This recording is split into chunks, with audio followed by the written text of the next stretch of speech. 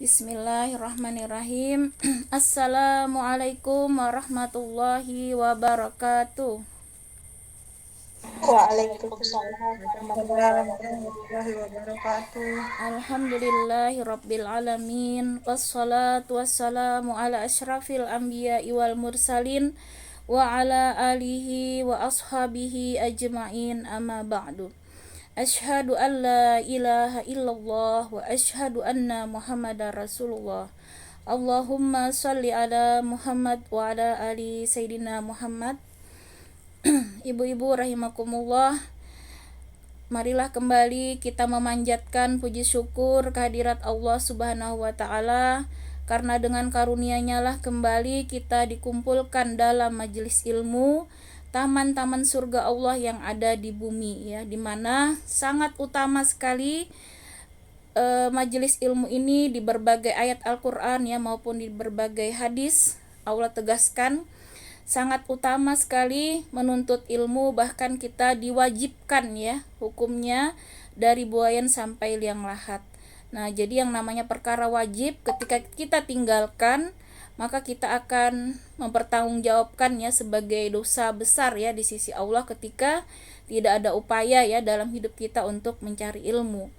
Dan Allah juga memberikan ganjaran yang sangat besar ya bagi penuntut ilmu, bahkan Allah lebihkan ya daripada karunia yang lain ya, melebihi kekayaan dunia dan seisinya ya, luar biasa. Jadi keutamaan orang yang menuntut ilmu dan kemudian Allah beri pemahaman itu adalah seutama-utama ya manusia, terkhusus lagi adalah ilmu Al-Qur'an ya, di mana di dalam hadis dinyatakan sebaik-baik manusia adalah orang yang belajar Al-Qur'an dan mengajarkannya. Nah, semoga kita termasuk ya menjadi manusia terbaik sehingga kita berhak ya mendapatkan janji Allah akan senantiasa ya Allah mudahkan jalan hidup kita sampai menuju surganya, dan semoga insya Allah semuanya kelak bertemu dengan Allah dalam husnul khatimah, mendapatkan rahmat dan ridha Allah serta maghfirahnya ya. Amin, Allahumma amin. Baiklah, kita akan selanjutnya ya kembali mempelajari Al-Qur'an. Dan ilmu ya Al-Qur'an ini ibu-ibu merupakan ilmu yang sangat utama ya, adalah ilmu yang akan terus ya menunjuki kita ya, memberikan kita petunjuk hidayah agar senantiasa kita istiqomah ya di jalan Allah. Karena pasti kita merasakan ya dalam kehidupan kita seringkali iman kita itu bisa naik ya, kadang bisa turun ya. Entah dengan berbagai macam faktor, bisa dari dalam diri kita, bisa juga dari luar diri kita. Maka tidak menutup kemungkinan ya iman kita suatu saat kadang lemah ya. Nah, ditandai dengan mungkin kita malas ya beribadah, kemudian kehilangan kehusyuan ya, kehilangan kenikmatan ya dalam beribadah, berzikir dan seterusnya. Nah, berarti itu adalah tanda-tanda ya iman yang terdegradasi, artinya yang mengalami ya futur ataupun yang mengalami kelemahan, bahkan mungkin sakit ya. Karena itu Al-Qur'an ini adalah salah satu ya yang dapat terus meningkatkan iman kita, mencas iman kita, sehingga kita sangat butuh ya sebenarnya dengan senantiasa berinteraksi secara aktif dengan Al-Qur'an.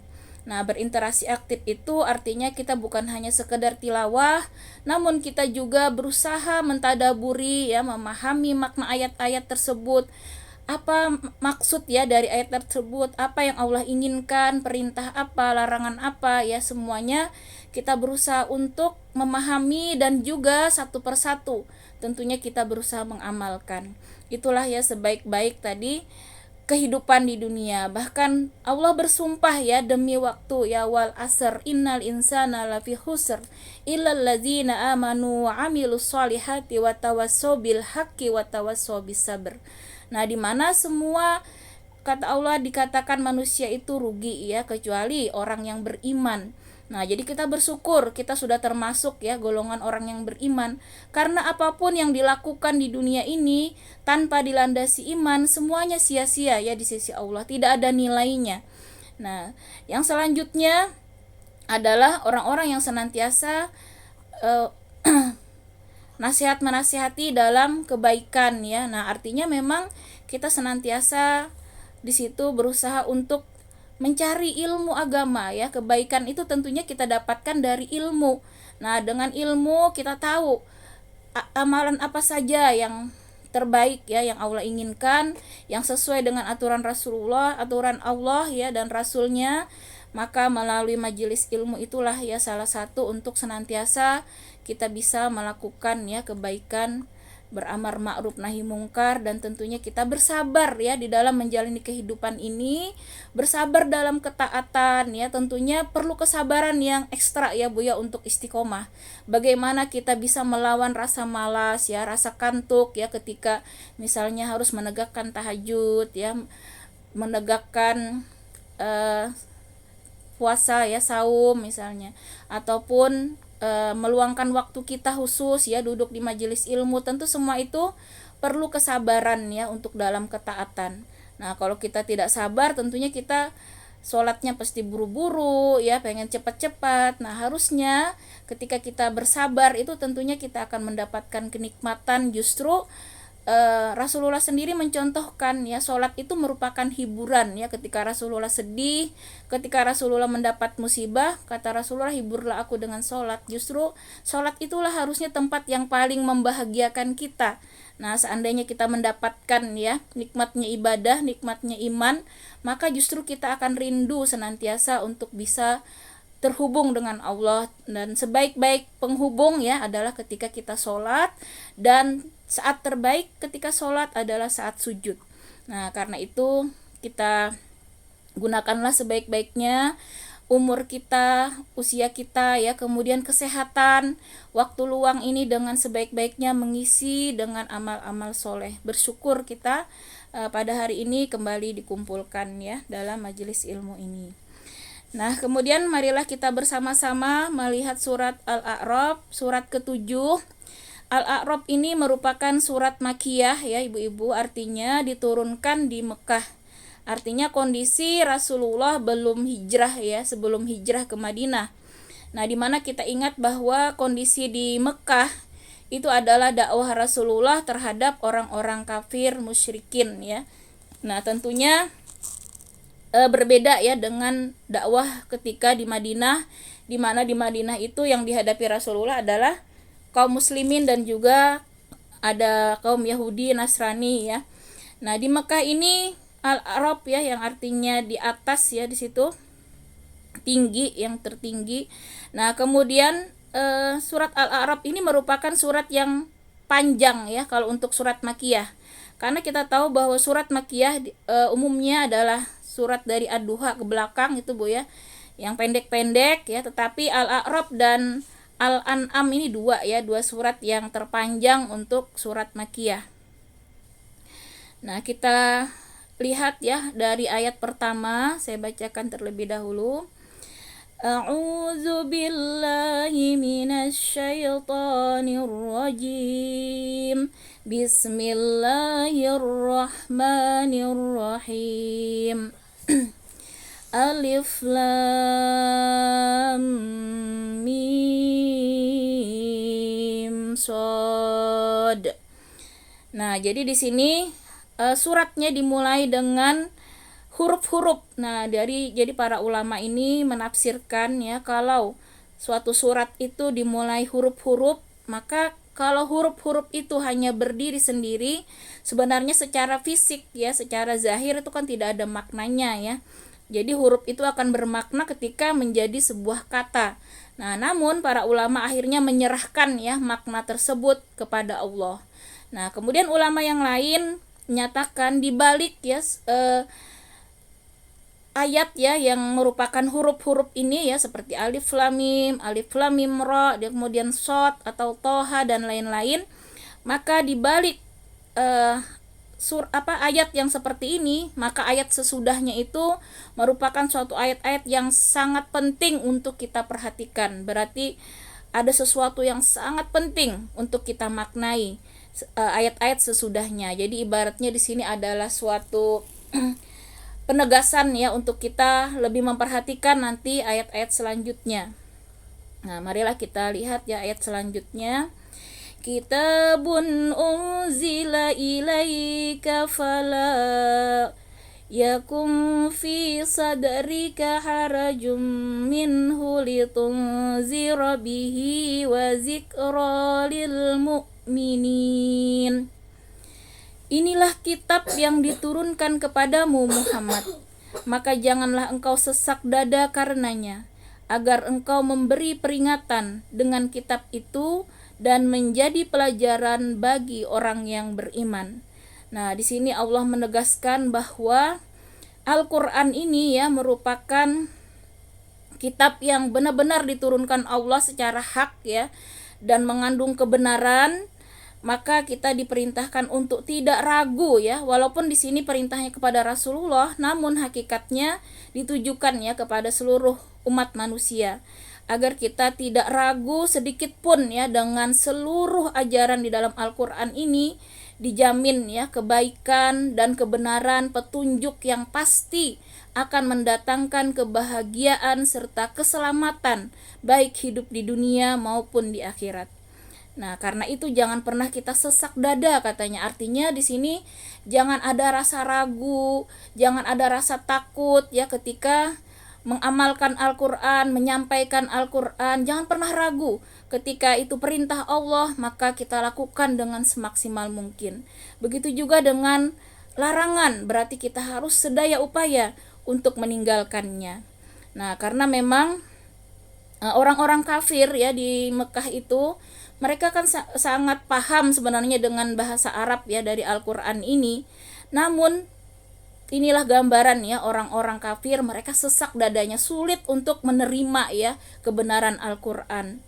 Nah, padahal Allah tegaskan Al-Qur'an ini kalau kita sungguh-sungguh ya mengikuti apa yang Allah tuntunkan di dalam Al-Qur'an, maka Al-Qur'an akan menjadi di sini pelajaran ya bagi kita orang beriman. Artinya yang memberikan kita petunjuk, penerang ya untuk menjalani kehidupan ini. Karena sayangnya Allah, kita tidak dibiarkan tersesat ya dalam hidup ini, tapi diberikan petunjuk yang sangat jelas, diberikan cahaya. Nah, jadi ibarat kita disuruh jalan ya di hutan belantara untuk menuju suatu tempat ya, maka Al-Qur'an inilah kompasnya, ibaratnya lampunya ya, penerangnya, sehingga kita bisa sampai selamat ke tujuan. Nah, dan bagi orang kafir itu adalah merupakan peringatan. Nah, artinya ini merupakan suatu peringatan yang keras ya, bahwa Allah tegaskan bagi orang-orang yang tidak mau beriman itu sudah pasti adalah neraka ya. Nah, ini harusnya menjadi peringatan yang sangat keras agar berusaha ya bagaimana mengimani Al-Qur'an. Kalaupun hati masih keras ya, masih sulit, nah maka kita harus berusaha untuk membersihkannya. Jadi biasanya orang-orang yang sulit ya dinasehati, sulit menerima kebenaran, itu bukan karena Al-Qur'an yang salah ya. Nah, di sini kan Allah tegaskan Al-Qur'an itu tidak mungkin ya ada kesalahan sedikit pun. Nah, jadi yang salah itu adalah diri kita ya, yang tertutup oleh hidayah. Dan yang menutupi hidayah ya sehingga kita sulit kadang menerima nasihat ya, menerima kebenaran, sulit untuk bergabung ya dalam halaqah-halaqah ilmu. Ada saja kadang yang menghalangi kita, kesibukan dunia lah, kadang urusan-urusan keluarga dan lain-lain yang menjadi alasan kita untuk senantiasa menunda kita untuk bergabung di halaqah-halaqah ilmu.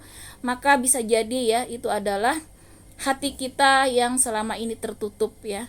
Nah, ketika kita tidak berusaha untuk membersihkan ya penutup-penutup hati ini, maka Allah akan tutup lebih dalam lagi ya, sebagaimana akhirnya orang-orang kafir ya ditutup Allah hidayah sama sekali, sehingga mereka seperti orang buta ya, orang tuli ya, orang yang bisu. Nah, sehingga mereka seakan-akan tidak ada bisa melihat sedikit pun ya kebenaran dari Al-Qur'an. Nah, penutup hati itu adalah maksiat ya dan dosa-dosa yang lalai kita tobati.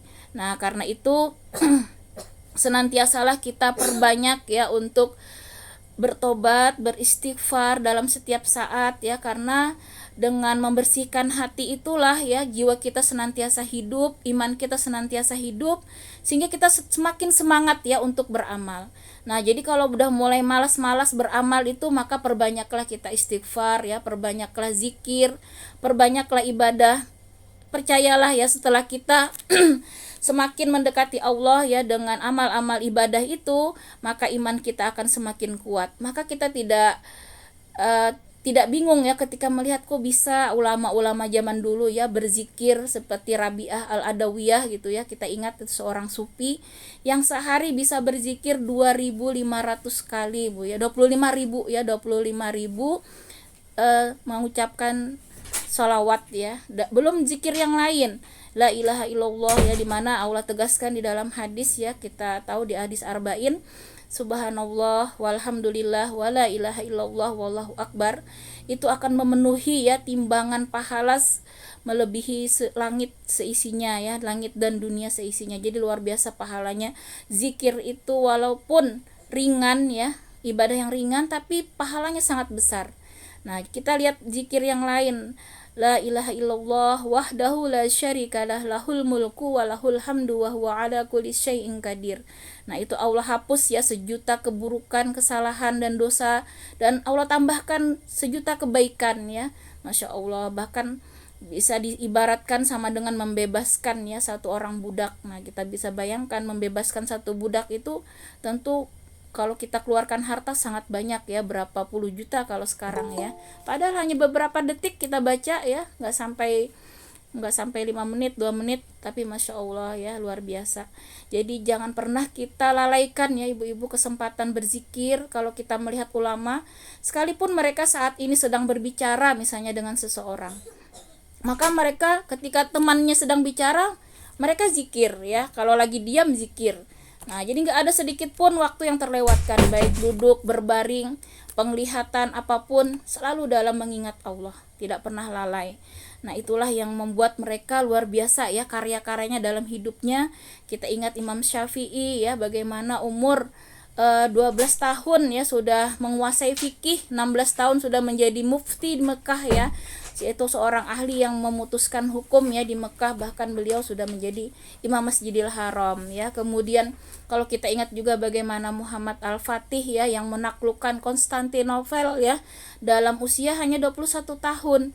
Nah, kita melihat bagaimana Khalifah Umar bin Abdul Aziz misalnya dalam 2 tahun memerintah, seluruh rakyatnya sudah sangat sejahtera, sampai kebingungan masyarakatnya itu mau bersedekah itu kemana, karena semuanya sudah makmur sejahtera. Masya Allah, itulah ya ketika mereka itu orang-orang yang kuat ya imannya, Allah berikan kekuatan ya untuk menaklukkan dunia ini. Luar biasa ya, orang-orang zaman dahulu itu luar biasa kekuatan imannya, karena memang ibadah mereka luar biasa. Jadi di balik ibadah itulah nanti yang akan memberikan kekuatan kepada kita ya untuk mengisi hidup kita ini, sehingga menghadirkan ya manfaat-manfaat bagi diri kita, keluarga, dan juga masyarakat. Nah, sebaliknya ketika iman lemah, maka kita juga kurang ya power maupun motivasi maupun kemampuan ya untuk mengisi hari-hari kita. Karena hari-hari kita itu pada hakikatnya adalah ketika waktu kita itu terisi dengan amal-amal soleh yang Allah ridhoi.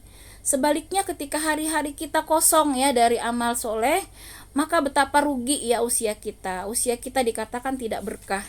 Nah, jadi usia yang berkah itu ketika hari-hari kita bisa terisi dengan amal-amal soleh. Mulai kita bangun sampai kita tidur, tidak ada satupun yang kita lakukan tanpa berdasarkan petunjuk. Nah, itu yang terpenting ya dari Al-Quran ini tadi. Artinya kita berusahalah melakukan setiap perkataan, perbuatan, bahkan pikiran kita untuk senantiasa mengikuti petunjuk Rasulullah. Sehingga ketika kita bangun tidur, apa tuh sunahnya ya? Ada sunahnya kan ya, mengusap mata, kemudian kita membaca doa. Kemudian kita disuruh kalau tidur tuh kan tidak langsung langsung duduk begitu ya, suruh miring kanan, duduk, ada sunnah adabnya. Nah kalau kita itu pelajari, kita niatkan mengikuti sunnah Rasul, Masya Allah, dari bangun aja udah banyak sekali pahala ya. Kemudian ketika minum, misalnya kita ikuti adab Rasulullah, minum itu tangan kanan, duduk, kemudian tidak boleh mengambil napas ya ketika minum. Jadi kalau kita mau bernapas seteguk dulu, minum lagi, jadi tidak langsung gluk penuh gitu ya. Nah kemudian jangan pernah mencela makanan, kita ikutilah adab-adab itu, Masya Allah. Maka semua yang kita lakukan dari kita bangun sampai tidur, maka itu akan menjadi pahala yang berlipat ganda, dan itulah yang akan terus ya menguatkan baik fisik kita maupun hati kita untuk senantiasa istiqomah di jalan Allah. Nah inilah tadi makna ya ayat pertama, artinya Al-Quran ini benar-benar merupakan petunjuk yang akan menjadikan pelajaran ya khususnya bagi orang-orang beriman, sehingga dia senantiasa tadi bisa berada di jalan yang lurus, jalan yang Allah ridai. Kemudian di ayat ketiga, ittabi'u ma unzila ilaikum mir rabbikum wa la tattabi'u min dunihi awliya qalilan ma tazakkarun. Ikutilah apa yang diturunkan kepadamu dari Tuhanmu, dan janganlah kamu ikuti selain Dia sebagai pemimpin. Sedikit sekali kamu mengambil pelajaran. Nah, jadi kita benar-benar diperintahkan ya secara tegas oleh Allah bahwa dalam melakukan seluruh aktivitas kita, maka kita harus ya mengikuti apa yang Allah tuntunkan. Jangan pernah kita mengikuti aturan-aturan lain ya. Jangan pernah mengambil pemimpin selain Allah. Nah, artinya pemimpin itu artinya yang kita ikuti ya. Kita hanya mengikuti apa yang Allah tuntunkan. Jangan sekali-kali kita mengambil pemimpin selain Allah. Nah, jangan pernah kita mengambil hukum-hukum ya di luar aturan Islam.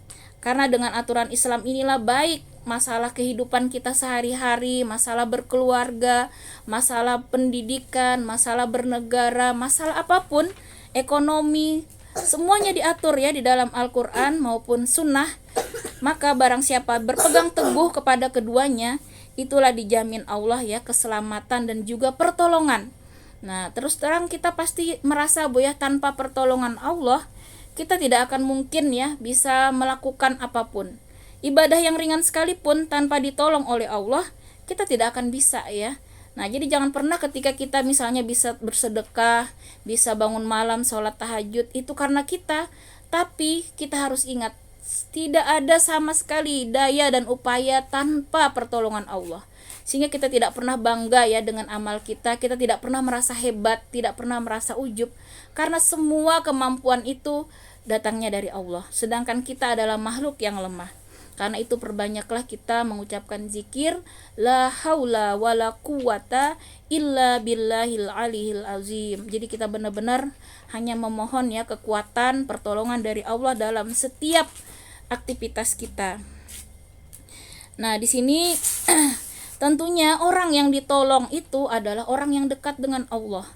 Nah, jadi kita hati-hati ya.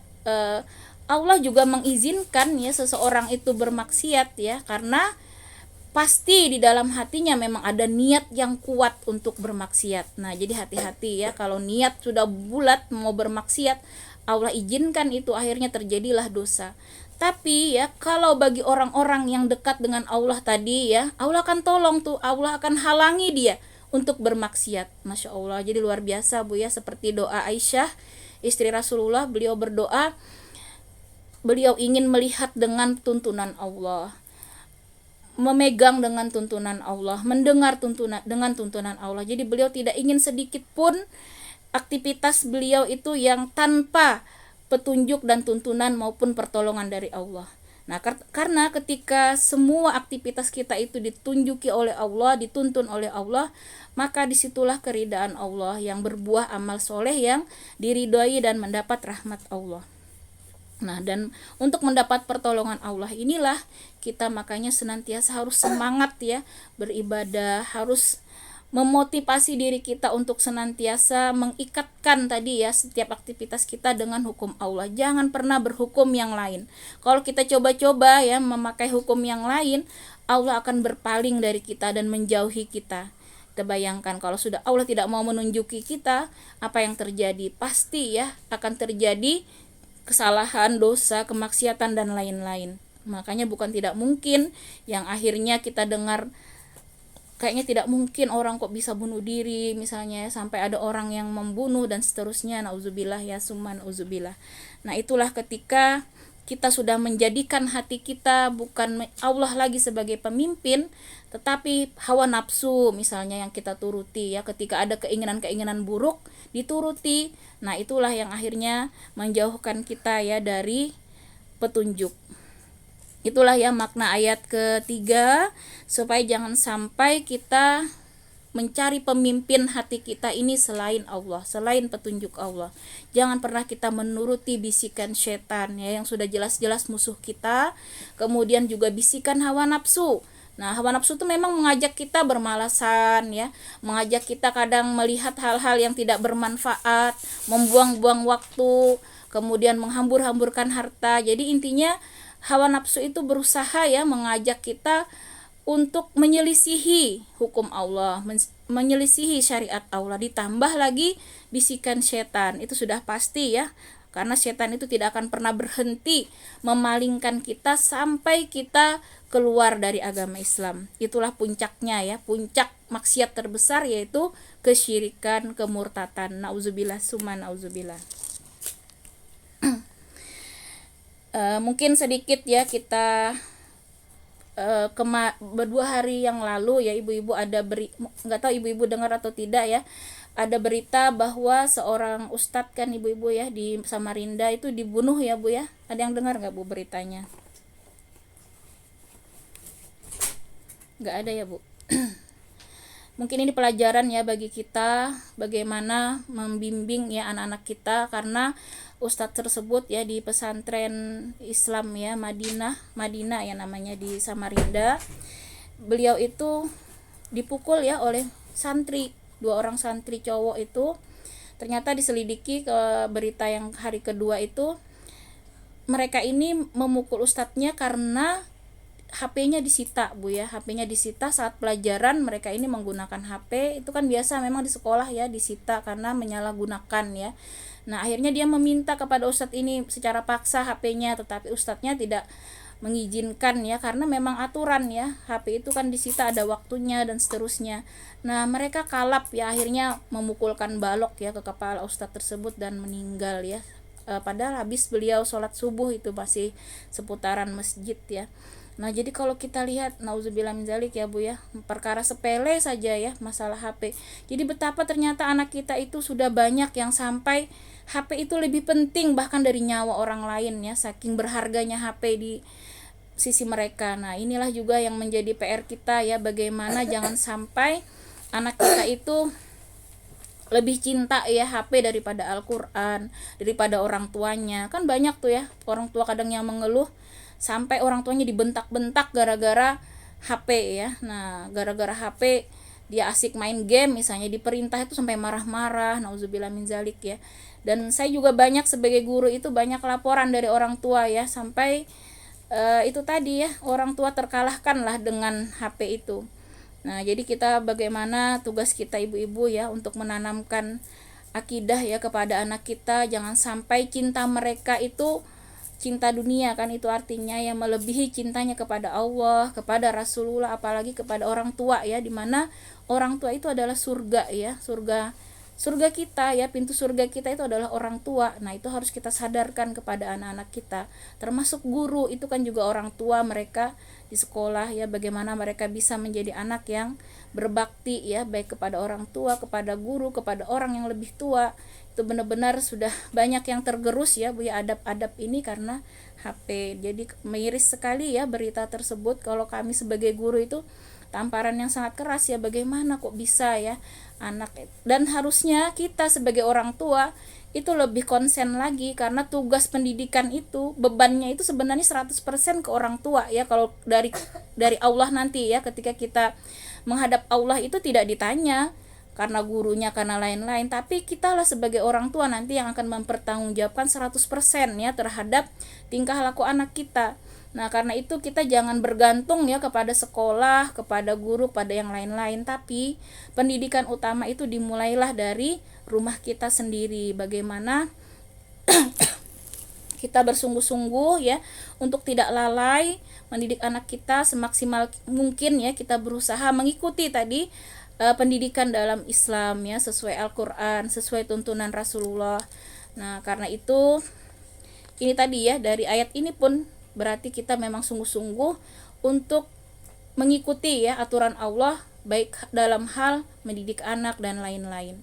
Ya, walaupun pemerintah itu ya kurikulum macam-macam lah ya, sekarang tuh bahkan muncul lagi kurikulum baru ya ibu-ibu, kurikulum merdeka ya. Nah, dengan segala macam yang tujuan mereka menjadi berkarakter Pancasila dan lain-lain, tapi tetaplah ya yang utama bagi kita adalah kurikulum yang pasti dijamin ya kebenarannya, keselamatan dan kesuksesannya itu dijamin oleh Allah, yaitu Al-Qur'an dan Sunnah. Jangan pernah kita berpaling darinya. Nah, kemudian di ayat selanjutnya, ayat keempat, wa kam min qaryatin ahlaknaha faja'aha ba'suna bayatan aw hum qailun. Betapa banyak negeri yang telah kami binasakan. Siksaan kami datang menimpa penduduknya pada malam hari atau pada saat mereka beristirahat pada siang hari. Nah, di sini Allah mengingatkan kembali kepada kita bahwa ketika suatu penduduk negeri itu ya sudah durhaka ya kepada Allah, di mana mereka sudah jauh dari keimanan dan ketakwaan, maka Allah akan timpakan siksaan ya berupa azab, bencana dan lain-lain. Tentunya kita sudah melihat ya di sekitar kita beberapa waktu yang lalu ya, sering sudah kita mendapat teguran ya, baik bencana tsunami, gempa bumi, gunung meletus ya, entah juga penyakit, kadang ya sakit dan lain-lain. Itu merupakan suatu teguran keras ya dari Allah ketika manusia itu sudah secara umum ya, mayoritas sudah banyak yang bermaksiat, maka Allah akan timpakan siksaan itu, kata Allah, tiba-tiba, baik pada waktu malam, pada waktu pagi, pada waktu siang, kapanpun. Dan tentunya yang harus kita waspadai adalah ketika kematian. Nah, jadi gak usah jauh-jauh kita mikir kiamat, mikir bencana. Kalau kita sudah habis ajal, habis sudah artinya kesempatan kita untuk melakukan amal soleh. Karena itu jangan pernah lalai kita untuk senantiasa mentaubati setiap dosa-dosa kita ya. Jangan pernah kita menunda-nunda untuk melakukan kebaikan. Jangan pernah menunda-nunda taubat.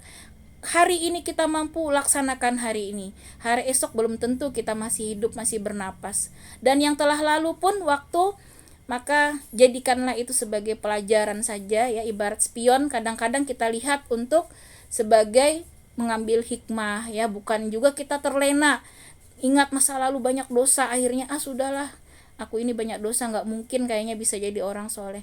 Tidak ya, tapi masa lalu itu hanya dijadikan ibarat spion tadi. Kadang-kadang kita melihat dalam rangka mengambil hikmah, dan kalaupun ada dosa-dosa sebelumnya, yakinlah dengan taubatan nasuha, dengan kesungguhan, kata Allah ya, bertobat, maka dosa sebanyak apapun maka Allah akan ampuni ya. Masya Allah. Jadi kita sudah banyak sebenarnya belajar ya dengan cerita-cerita ulama masa lalu. Jadi ulama-ulama masa lalu tidak semuanya orang-orang yang bersih ya dari awalnya. Seperti tadi Sufi Rabi'ah Al-Adawiyah itu ya, awalnya dia bukan orang yang baik ya. Dia juga wanita yang ibaratnya nakal lah zaman dulu ya, penghibur. Nah, begitu. Tapi ternyata dia menemukan hidayah sampai berubah drastis ya. 360 derajat lah ibaratnya, benar-benar benar-benar bertolak belakang. Dia justru menjadi orang yang sangat soleh, sufi yang akhirnya mendatangkan karomah. Bahkan ya, karomah itu kan diberikan Allah kepada orang-orang yang sangat dekat ya, sehingga Allah tampakkan lah ya mukjizat lah ya. Kalau pada nabi mukjizat ya, kalau pada wali-wali Allah, orang-orang yang dicintai Allah, kekasih Allah, itu berupa karomah ya, ada kelebihan-kelebihan yang Allah tampakkan ya. Jadi bukan tidak mungkin ya, bisa saja kita berubah menjadi sangat soleh, sangat baik ya ketika kita sungguh-sungguh dimulai dengan taubat, bersihkan dulu ya dosa-dosa kita, kemudian kita iringi dengan amal-amal soleh dan kebaikan. Pembatas buku. Baiklah, kita lanjut di ayat selanjutnya, ayat kelima. فَمَا كَانَ دَعْوَاهُمْ إِذْ جَاءَهُمْ بَأْسُنَا إِلَّا أَنْ قَالُوا إِنَّا كُنَّا ظَالِمِينَ. Maka ketika siksaan kami datang menimpa mereka, keluhan mereka tidak lain hanya mengucapkan, sesungguhnya kami adalah orang-orang yang zalim. Nah, jadi ini gambaran ya, penduduk yang disiksa Allah, baik umatnya Nabi Nuh, kita ingat ditenggelamkan ya, kemudian kaum Fir'aun ya zaman Nabi Musa, kemudian kaum Nabi Lut yang juga dibinasakan ya karena homoseksual ya, penyimpangan, kemudian kaum-kaum yang lain yang mereka itu notabene adalah mengingkari ya, tidak mau beriman kepada Rasul. Mereka sadar ya, tapi karena tadi hati mereka ditutup ya, hidayah itu ditutup karena kemaksiatan, karena dosa ya, karena menjauhi ya dari hidayah Allah, maka mereka berkata sesungguhnya kami adalah orang-orang yang zalim. Nah, jadi orang yang zalim itu baik menzalimi dirinya sendiri maupun orang lain. Nah, zalim terhadap diri sendiri itu ketika kita bermaksiat. Jadi maksiat dan dosa itu adalah bentuk kezaliman ya terhadap diri kita sendiri dan juga orang lain. Nah, karena ketika dosa itu misalnya ya, suatu kampung diibaratkan Rasulullah ya, umat Islam itu ibarat satu kapal. Kalau ada satu yang berbuat dosa, kita tidak beramar ma'ruf nahi mungkar ya, tidak mencegahnya, tidak mendakwahi, tidak menasihati, maka ketika dia bolongi kapal itu semua juga akan tenggelam. Nah, jadi kezaliman itu kalau dibiarkan juga akan berdampak mengundang azab Allah. Nah, karena itu marilah kita bersama-sama ya menciptakan lingkungan kita ini untuk senantiasa sungguh-sungguh beriman, bertakwa, saling beramar ma'ruf nahi mungkar, saling mengajak kepada kebaikan. Mudah-mudahan ya, bukan hanya kita di sini nantinya yang semangat ya untuk mengaji, mudah-mudahan tetangga kita yang lain yang masih banyak tentunya ya bisa bergabung sehingga semakin ya mendekatkan diri kita kepada Allah. Ketakwaan, keimanan itulah yang nanti akan menjamin ya kebahagiaan, keselamatan di dunia maupun di akhirat.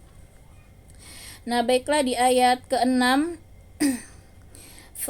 فَلَنَسْأَلَنَّ الَّذِينَ أُرْسِلَ إِلَيْهِمْ وَلَنَسْأَلَنَّ الْمُرْسَلِينَ. Maka pasti akan kami tanyakan kepada umat yang telah mendapat seruan dari rasul-rasul, dan kami tanyai pula para rasul. Nah, jadi ketika nanti di hari kiamat ya, maka Allah akan tanyai ya kepada umat-umat itu, apakah tidak ada orang yang menyuruh kepada kebaikan, nah, khususnya para rasul ya, dan juga pewaris Nabi. Nah, pewaris Nabi itu termasuk siapapun yang berusaha ya mendakwahkan Islam, terus menyampaikan ya kebenaran Al-Quran maupun hadis, maka kita diperintahkan untuk mengikuti. Nah, karena Allah tidak akan menghabiskan ya, pasti setiap masa itu Allah akan terus ya hadirkan orang-orang yang tetap berjuang di jalan Allah. Jadi kalau kita yang tidak mau bergabung, maka Allah akan ganti dengan yang lain. Jadi bukannya Allah yang rugi ya kalau misalnya kita nggak mau menolong agama Allah, nggak mau aktif pengajian, nggak mau bergabung dalam menuntut ilmu agama misalnya. Allah akan ganti dengan yang lain, jadi nggak usah khawatir ya, yang rugi adalah kita. Karena Allah akan terus ya menumbuhkan lagi orang-orang yang berusaha menolong agama Allah ini. Nah, kalau benar-benar semua tidak ada lagi, kiamat sudah Bu ya. Jadi kalau masih ada orang yang berdakwah, masih ada orang yang mau menolong agama Allah, maka bumi ini masih selamat. Nah, jadi kalau kiamat itu benar-benar nanti sudah tidak ada orang yang beriman, sudah tidak ada yang peduli dengan Islam, kiamat sudah itu. Jadi yang masih membuat bertahan ya dunia ini karena masih ada orang-orang soleh, orang-orang yang berdoa, orang-orang yang bertobat, orang-orang yang senantiasa menyeru di jalan Allah. Itulah yang membuat bumi ini masih bertahan. Nah, karena itu di sini Allah tegaskan nanti itu orang-orang yang tidak mau beriman, orang-orang yang tidak mengikuti seruan ya dari orang-orang yang menyeru di jalan Allah, mereka akan ditanya, kenapa misalnya nih nggak mau ngaji di kampung situ, apa tidak ada orangnya pengajian misalnya. Nah, kalau jawabannya tidak ada, benar-benar di hutan, selamatlah dia ya. Tapi kalau ternyata ada dan dia tidak mau ikut, nah disitulah Allah akan mengazabnya nantinya ya. Jadi kita jangan meremehkan ya, kalau ada kesempatan menuntut ilmu, memang disunahkan itu yang pertama tentunya yang terdekat dengan kita, selama ya yang menyampaikan itu masih mengikuti Al-Quran Sunnah, maka itu lebih utama kita ikuti daripada kita sibuk ngaji jauh di mana gitu, tapi kita tidak peduli misalnya dengan tetangga kita ya, dengan yang ada di sekitar kita. Nah, itu jumhur ulama sependapat ya, selama yang disampaikan itu tidak menyimpang, harusnya kita tetap ikut ya. Nah, kalaupun nanti ada yang salah, disitulah kita beramar ma'ruf ya nahi mungkar, karena bukan tidak mungkin ya, yang namanya manusia itu tidak pernah luput ya dari salah, sehingga ya disitulah kita membantu meluruskan kalau misalnya kita menemukan ketidakbenaran ya, bukan berarti kita tidak peduli. Nah, di sini Allah jelaskan, nanti akan Allah tanya umat tersebut ya, apakah sudah ada yang menyeru pada kebaikan? Mengapa kita tidak ambil bagian di situ? Minimal kita ikutlah ya dalam halaqah tersebut. Nah, dan nanti di sini Allah akan tegaskan kembali bahwa Allah juga akan menanyai pula para rasul. Nah, para rasul dan juga orang-orang soleh yang menyampaikan itu Allah tanyai, apakah benar kamu sudah menyampaikan ya sesuai yang Allah inginkan berdasarkan Al-Quran dan Sunnah? Nah, kalau sudah benar, berarti tidak ada lagi alasan ya untuk mengelak ya, karena wajib tadi hukumnya menuntut ilmu ya, wajib kita bagaimana beriman, berislam. Mengapa kita sampai kafir, misalnya sampai berpaling dari kebenaran? Nah, berarti bukan salah ini lagi ya, karena sudah semua sarana sudah Allah berikan ya, sudah Allah berikan petunjuk jalan, hanya kita saja yang tidak mau mengikuti. Kemudian di ayat ke-7, فَلَنَقُصَّنَّ عَلَيْهِمْ بِعِلْمٍ وَمَا كُنَّا غَائِبِينَ. Dan pasti akan kami beritakan kepada mereka dengan ilmu kami, dan kami tidak jauh dari mereka. Nih, jadi Allah itu menegaskan betapa Allah maha berilmu. Allah tahu betul hati kita ya. Jadi selama ini sudah betulkah niat kita dalam melakukan setiap perbuatan amal-amal soleh itu? Maka jangan sampai kita salah dalam berniat ya. Semuanya harus kita niatkan ikhlas, hanya mengharap ridha Allah. Jangan pernah ada niatan lain. Jangan ada sedikit pun terbersit kita ikut ini supaya misalnya dilancarkan ini, supaya itu, artinya bukan karena Allah. Jangan sampai kita menduakan niat ya. Niat kita harus murni, lurus, satu saja niat kita, hanya ridha Allah. Kita tidak mengharap yang lain. Nah, itulah di sini Allah perintahkan dengan ilmu kami, kata Allah, dengan kemahatauan Allah, maka Allah tahu betul yang Allah nilai itu adalah hati-hati kita, bukan zahir kita. Jadi kita biar penampilannya islami banget misalnya, tapi hati kita ternyata busuk. Misalnya di balik itu, ketika kita di kesunyian, kita misalnya bermaksiat ya, ketika kita sendirian, kita seenaknya melakukan hal-hal yang Allah benci. Nah, inilah yang patut kita perhatikan ya. Di ayat ke-7 ini merupakan suatu landasan tegas bagi kita untuk senantiasa ingat akan muraqabatullah, pengawasan Allah, karena Allah Maha tahu. Allah tahu apa yang ada di dalam lubuk hati kita. Jangan pernah kita salah ya dalam berniat. Jangan pernah ada niatan lain selain hanya mengharapkan ridha Allah. Kemudian di ayat 8, wal waznu yawma idzinil haqq faman saqulat mawazinuhu faulaika humul muflihun. Timbangan pada hari itu menjadi ukuran kebenaran, maka barang siapa berat timbangan kebaikannya, mereka itulah orang yang beruntung. Nah, jadi yang beruntung nantinya ketika di yaumil hisab ya, kita semua nanti akan pertama kan alam barzah Bu ya, dikubur, kemudian kita nanti yaumil ba'ats ya, dibangkitkan semuanya, berjalan ya ke padang mahsyar. Nah, setelah itu baru yaumil hisab. Nah, kita ditimbang. Maka di sini Allah tegaskan, barang siapa yang timbangan kebaikannya itu ringan, nah artinya dia banyakkan dosa daripada kebaikan, maka itu adalah orang yang rugi dirinya sendiri. Ya, maaf, di ayat 9 itu ya yang ringan ya. Yang ayat 8 ini yang banyak ya timbangan kebaikannya, yang lebih berat, maka dia beruntung. Nah, jadi kalau lebih banyak kebaikan daripada dosa, maka selamat sudah. Nah, jadi kita hati-hati jangan sampai kita hilang ya pahala kita, seperti misalnya rasa iri, dengki. Itu bahkan dia memakan memakan pahala kita seperti kayu bakar api ya, memakan kayu bakar diibaratkan di dalam hadis itu. Jadi ketika kita ada rasa iri, dengki sama orang, itu bahaya sekali Bu ya. Amal-amal soleh kita ya, ibadah sholat malam kita itu habis terbakar ya, hilang. Nah, apalagi kalau sampai ada ya perbuatan kita itu yang menzalimi orang lain, dan kita tidak meminta maaf, tidak meminta halal, tidak meminta ridhonya, maka itu akan dibawa nanti sampai yaumil hisab ya.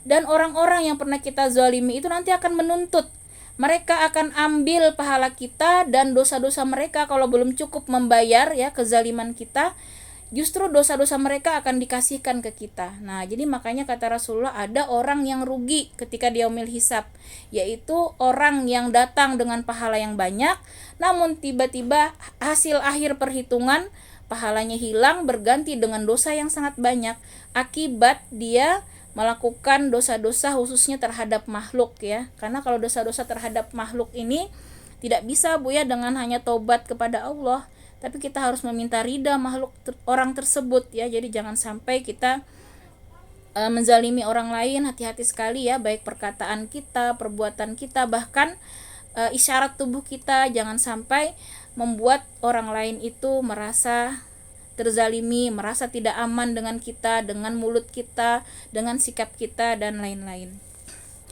Nah, karena itu beruntunglah ya kalau orang-orang yang selama hidup di dunia ini lebih banyak kebaikan daripada dosanya. Nah, karena itu tadi kalau kita merasa berdosa, segeralah bertobat, segera kita iringi dengan kebaikan. Kita ikop diri. Misalnya nih, kita udah target hari ini misalnya mau ngaji misalnya 1 juz. Nah, udah berusaha. Namun banyak kesibukan, akhirnya tidak bisa terlaksana. Ya sudah, kita ganti apa yang kita bisa, misalnya sedekah ya. Kita ganti, kita tutupi misalnya dengan berzikir. Jangan sampai terlewatkan hari-hari kita dengan kebaikan-kebaikan. Apalagi kalau ada keburukan, segeralah kita ikop dengan amal-amal soleh. Bagaimana kita melihat contoh ya di masa Rasulullah, Umar bin Khattab itu hanya ketinggalan takbir saja Bu ya, sholat jamaah asar ya, gara-gara beliau ketika mau sholat jamaah itu kan masih lama waktunya ya, mampir dulu di kebunnya. Ternyata di kebun ini agak lama ya, mungkin ada urusan macam-macam, akhirnya beliau terlambat ya, masbuk sholat. Nah, jadi ulama-ulama zaman dulu ya, terutama para salafus soleh, sahabat itu takbir saja mereka nggak mau ketinggalan ya, saking menjaganya salat jamaah ya. Jadi gara-gara ketinggalan takbir, akhirnya Umar bin Khattab ini menyedekahkan itu semua kebunnya, yang padahal kebunnya yang paling produktif itu yang dia punyai. Itu mengikap dirinya luar biasa Bu ya. Nah, walaupun kita tidak sampai begitu, tapi itu menjadi pelajaran bagi kita ya, untuk berhati-hati, jangan sampai kita melalaikan dosa yang mungkin selama ini kita anggap remeh, kita tidak hiraukan, bisa jadi di sisi Allah itu besar ya dosanya. Jadi dosa kecil kalau itu diabaikan, tidak dihiraukan, bisa jadi akan besar di sisi Allah. Sebaliknya, orang yang berdosa besar tapi dia sungguh-sungguh bertobat, bisa jadi tobatnya itu mendatangkan pahala yang sangat besar. Nah, karena itu kita jangan pernah meremehkan orang ya. Bisa jadi orang yang selama ini kita pandang sebelah mata, padahal di sisi Allah dia sangat dekat ya. Nah, walau alam ya. Jadi di sini kita benar-benar berusaha bagaimana kita menjadi yang ke-8 ini ya, bagaimana timbangan kebaikan kita itu bisa lebih banyak ya. Bahkan kita berusahalah sebelum kita meninggal dosa kita itu sudah tidak ada. Bagaimana caranya? Tentunya dengan senantiasa bertobat. Kemudian di ayat 9, nah ini tadi di ayat 9 ini adalah yang lebih banyak dosa ya, kebalikannya. Wa man khaffat mawazinuhu fa ulaika alladzina khasiru anfusahum bima kanu biayatina yazlimun. Di ayat ke-9, dan barang siapa ringan timbangan kebaikannya, maka mereka itulah orang yang telah merugikan dirinya sendiri, karena mereka mengingkari ayat-ayat kami. Nah, ini orang-orang yang ringan kebaikannya, artinya sedikit saja berbuat kebaikan. Kalaupun berbuat kebaikan, dia merasa banyak tapi ternyata sia-sia. Bersedekah ria, ibadah haji pamer misalnya. Kemudian ibadah juga, sholat duha tujuannya supaya lancar rezeki saja, puasa tujuannya supaya kurus saja. Nah, hati-hati nih, bahaya ya, tidak dapat apa-apa tuh kalau kita niatnya bukan karena Allah ya. Nah, maka rugi. Jadi jangan dikira ibadah kita selama ini sudah selamat ya, bisa jadi niat-niat kita salah sehingga ibadah itu tidak bernilai di sisi Allah. Nah, maka inilah termasuk orang yang ringan timbangannya dan mereka rugi. Yang rugi adalah dirinya sendiri, kata Allah. Nah, kemudian sudah pasti ya yang ke-9 ini, kalau nanti timbangannya itu lebih berat dosanya, sudah pasti dia ke neraka. Begitu juga tadi yang sebaliknya, yang lebih berat amal solehnya, dia lulus, lebarnya udah selamat, dapat kunci surga. Nah, dan yang pertama dihisap, kita ingat itu adalah sholat. Sholat itulah Bu ya, nanti yang pertama kali dihisap dulu. Kalau sholatnya udah bagus banget ya, sudah khusyuk, tepat waktu, itu dijamin sama Allah. Amal-amalan lain itu pasti lebih bagus lagi ya. Makanya dari sholat inilah kalau kita mau introspeksi diri kita, sholat kita selama ini bagaimana, itulah cerminan sebenarnya ya amal-amal kita yang lain. Kalau yang sholat ini aja udah bermasalah ya, sudah suka menunda, sudah jarang khusyuk ya, dan lain-lain, apalagi sunnahnya juga malas ya, pada sunnah rawatib itu menutupi kekurangan sholat kita. Ini jangankan rawatib, yang wajib aja seadanya misalnya. Nah, hati-hati sekali nih ya, terancam kita bisa jadi nanti yang ringan kebaikannya. Dan di ayat 10, وَلَقَدْ مَكَّنَّاكُمْ فِي الْأَرْضِ وَجَعَلْنَا لَكُمْ فِيهَا مَعَايِشَ قَلِيلًا مَا تَشْكُرُونَ. Dan sungguh kami telah menempatkan kamu di bumi, dan di sana kami sediakan sumber penghidupan untukmu, tetapi sedikit sekali kamu bersyukur. Nah, di sini Allah perintahkan kita untuk bersyukur. Jangan pernah lalai, karena Allah ingatkan kita bahwa semua yang ada di bumi ini, kata Allah, sudah disediakan Allah untuk kita. Jadi Allah ciptakan semua tumbuhan, hewan ya, segala fasilitas sumber daya alam di bumi ini Allah ciptakan untuk manusia sebagai sumber penghidupan kita. Tapi sedikit sekali kamu yang bersyukur, kata Allah. Nah, di sini kita benar-benar dituntut untuk bersyukur ya atas semua nikmat yang Allah berikan. Bagaimana cara bersyukur? Tentunya dengan bersungguh-sungguh kita beriman, bertakwa, sungguh-sungguh kita manfaatkan semua nikmat yang Allah berikan ini hanya dalam rangka mengabdi kepada Allah. Jangan pernah sedikit pun kita gunakan nikmat Allah untuk bermaksiat. Itulah cara kita bersyukur ya. Jangan sampai kita gunakan mata kita untuk menonton yang diharamkan. Jangan kita gunakan telinga kita untuk mendengar yang buruk. Jangan kita gunakan mulut kita untuk berkata yang buruk. Makanya lebih baik berkata yang baik, kata Rasulullah, atau diam. Itu saja yang Allah perintahkan dari mulut kita ini. Kalau nggak bisa berkata yang baik, diam, kata Rasulullah ya. Nah, itulah makna tadi mensyukuri nikmat. Artinya bersungguh-sungguhlah kita memanfaatkan nikmat ini sebagai sarana ibadah. Nah, jangan terlena, jangan justru kita diperbudak oleh nikmat ya, karena dunia kita akhirnya sibuk melayani dunia sampai mengesampingkan ya perintah Allah. Nah, ini yang terbalik ya, kadang manusia ya sibuk perniagaan sampai nggak ada waktu untuk ngaji. Kadang diajak ngaji, sibuk Bu, Sabtu Minggu justru rame-ramenya nih toko jualan gitu. Ada yang seperti itu kadang ya. Ada juga yang sibuk nih anak ini itu, ada saja alasan. Padahal Allah sudah tegaskan, jangan sampai dunia beserta ya keluargamu itu menjadi fitnah. Nah, fitnah itu artinya yang menghalangi kita dari berbuat kebaikan, melakukan amal soleh. Jangan pernah alasan-alasan itu karena dunia.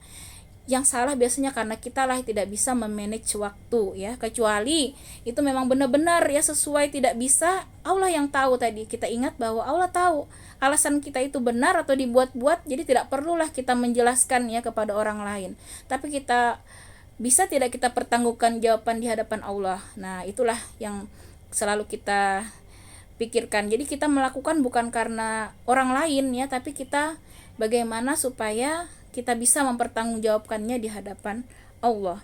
Nah, di sini tadi semua sumber daya sudah Allah berikan, maka tugas kita adalah sungguh-sungguh berusaha untuk bersyukur. Di mana Rasulullah sendiri senantiasa berdoa ya supaya menjadi orang yang pandai bersyukur. Nah, bagaimana kita lihat syukurnya Rasulullah, sampai bengkak pun kaki beliau ya. Beliau tidak pernah meninggalkan ya sholat malam itu, sampai Aisyah kasihan melihatnya, sampai bengkak kaki beliau tuh kalau sholat. Kita bayangkan saja namanya Nabi ketika sholat ya, sujudnya aja selama membaca Al-Baqarah itu Bu, bayangkan 200 berapa ayat itu, berarti lama sekali beliau sujud, lama sekali beliau ruku ya, karena saking panjangnya ya munajat beliau sampai bengkak-bengkak kakinya. Nah, sampai Aisyah itu bertanya, mengapa Rasulullah melakukan ini sebegitu rupa, padahal Rasulullah sudah dijamin masuk surga. Maka kata Rasulullah, aku ingin menjadi orang yang pandai bersyukur. Nah, itulah bukti kesyukuran itu artinya kita sungguh-sungguh dalam beribadah itu memberikan yang terbaik untuk Allah. Karena kita sudah merasa seluruh nikmat ini tiada lain karena kasih sayang dan rahmat Allah. Karena itu bentuk terima kasih kita kepada Allah, bentuk syukur kita, dengan bersungguh-sungguhlah kita menjalani ketaatan dengan sebaik mungkin dan menjauhi kemaksiatan semaksimal mungkin. Itulah cara kita untuk bersyukur. Dan terakhir di ayat 11, walaqad khalaqnakum summa sawwarnakum summa qulna lil malaikati isjudu li adama fasajadu illa iblis lam yakum minas sajidin. Dan sungguh kami telah menciptakan kamu, kemudian membentuk tubuhmu, kemudian kami berfirman kepada para malaikat, bersujudlah kamu kepada Adam. Maka mereka pun sujud kecuali iblis. Ia iblis tidak termasuk mereka yang bersujud.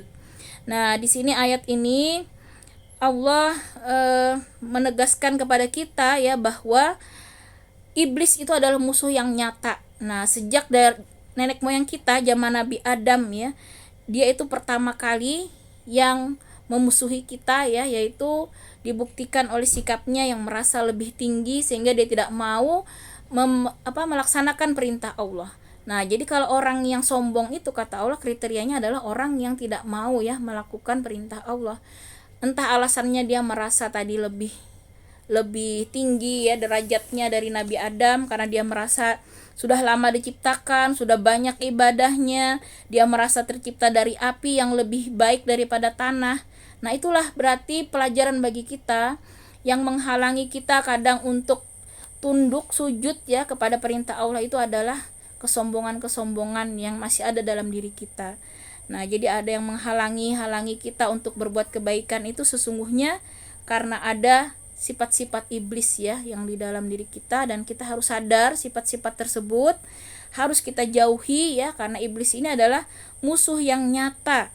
Ya, musuh yang sudah sangat jelas di sini Allah tegaskan. Sehingga nanti di ayat selanjutnya kita harus benar-benar mengenali ya tipu daya setan, iblis ini bagaimana jangan sampai kita terpedaya ataupun terperangkap oleh bisikan maupun godaan dari setan. Dan iblis ini tentunya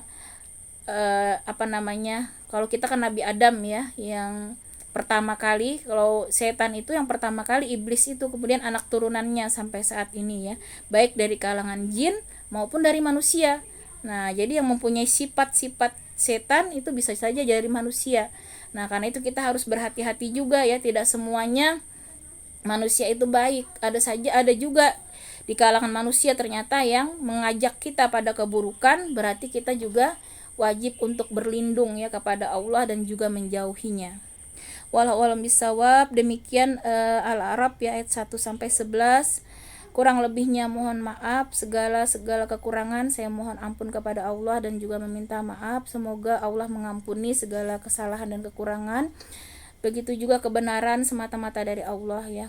Demikian ibu-ibu materi kita. Semoga pekan depan kembali kita bisa melanjutkan ya tadabbur kita, dan mudah-mudahan ilmu ini ya menjadi penguat iman kita sehingga senantiasa Allah memberikan kita tadi petunjuk, hidayah, taufik ya, inayahnya untuk senantiasa istiqomah di jalan Allah.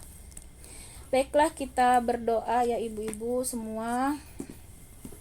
Pada kesempatan ini marilah kita juga mendoakan ya kembali saudara-saudara kita yang mungkin diuji dengan sakit, dengan musibah, dengan apapun, termasuk juga saudara kita ya, mungkin Pak Yadi masih dalam pengobatan ya, semoga diberikan kesembuhan. Dan pada hari ini juga saya minta keikhlasan ibu-ibu semua mendoakan keponakan saya ya yang baru lahir, anaknya adik ya, juga masih dirawat karena belum sehat ternyata dari kelahiran, jadi masih di rumah sakit ya. Mudah-mudahan juga Allah beri kesembuhan. Begitu juga dengan siapapun, keluarga, saudara, tetangga, semuanya yang saat ini diuji dengan sakit maupun yang lain-lain ya, semoga Allah berikan kesembuhan, kesehatan, diangkat penyakitnya, dibantu, ditolong ya dalam menyelesaikan seluruh permasalahan hidupnya, dimudahkan segala urusannya. Al-Fatihah. A'udzu billahi minasyaitonir rajim. Bismillahirrahmanirrahim.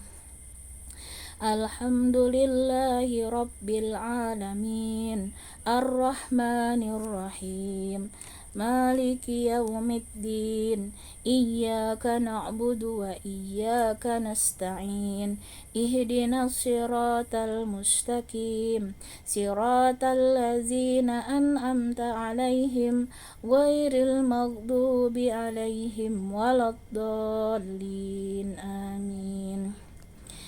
Alhamdulillahi rabbil alamin. Allahumma salli ala Muhammad wa ala ali sayyidina Muhammad. Ya arhamar rahimin, ya arhamar rahimin, ya arhamar rahimin. Allahumma rabbana azhibil ba'sya, isfi anta syafi'u la shifa'uka, shifa'an la yughadiru saqama. Allahumma ighfirli wa liwalidayya wa lil mu'minina wal mu'minat. Allahumma aghnini wa zaini bil ilmi wa akrimni bitaqwa wa jammilni bil afiyah. Allahumma rabbana hab lana min azwajina wa dzurriyyatina qurrata a'yuni waj'alna lil muttaqina imama.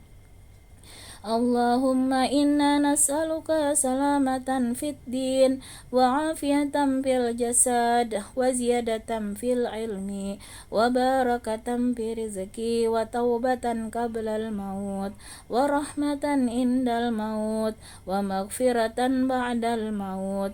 Allahumma hawwin alaina fi syakaratil maut wan najata minan nar wal afwa indal hisab wal tuzigh qulubana ba'da idh hadaitana wa hab lana min ladunka rahmah innaka antal wahhab. Allahumma ridaka wal jannah wa na'udzu bika min sakhatika wan nar. Ya Allahu biha, ya Allahu bihusnul khatimah.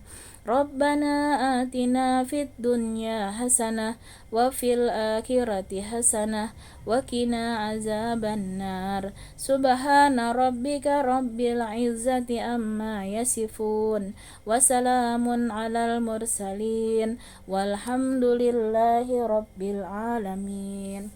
Jazakumullah khairan katsira ibu-ibu, doanya semoga Allah mengijabah doa-doa kita. Dan saya juga terima kasih banyak ya kepada ibu-ibu semua atas support dan doanya. Alhamdulillah saya dan suami juga sudah negatif, sudah sehat. Semoga ibu-ibu yang lain yang masih sakit, Mbak Endang maupun Pak Yadi ya, maupun yang lain yang kita tidak tahu saat ini diuji dengan sakit, semoga Allah berikan kesembuhan, kesehatan, keselamatan ya, dan dilindungi Allah dari segala macam musibah dan mara bahaya. Baiklah, sama-sama kita tutup dengan doa kafaratul majlis dan hamdalah. Subhanakallahumma wa bihamdika asyhadu alla ilaha illa anta astaghfiruka wa atubu ilaik. Jazakumullah khairan katsira ibu-ibu, maaf lahir batin. Sama-sama Mbak Ina, terima kasih. Sama-sama, terima kasih semuanya. Sehat, Mbak Ina. Amin. Sama-sama Mbak Ina. Terima kasih juga. Sama-sama. Sehat semua Ibu. Amin. Amin. Terima kasih Mbak. Assalamualaikum. Waalaikumsalam warahmatullahi wabarakatuh.